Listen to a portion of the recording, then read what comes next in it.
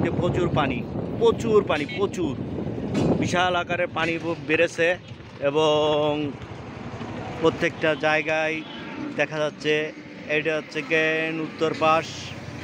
আর নদীর পানি এত পরিমাণে বেড়েছে, অনেক অভাবনীয় অনুযায়ী বেড়েছে। আমার দেখা যাচ্ছে এরকম নদীর পানি বাড়া দেখিনি আমি কোনো দিন। যাই হোক, নদীটা খনন করাতে আর একটু বেশি খনন করলে হয়তো বেশি ভালো হতো, কিন্তু সরকারের যতটুকানি ক্ষমতায় হয়েছে ততটুকানি করেছে। জটিল জটিল পানি, জটিল পানি, প্রচুর স্রোত বয়ে যাচ্ছে। আপনারা সবাই আমাদের সাথে থাকবেন, আমার চ্যানেলটাকে সাবস্ক্রাইব করবেন। ডিজে শরীফ। আল্লাহ।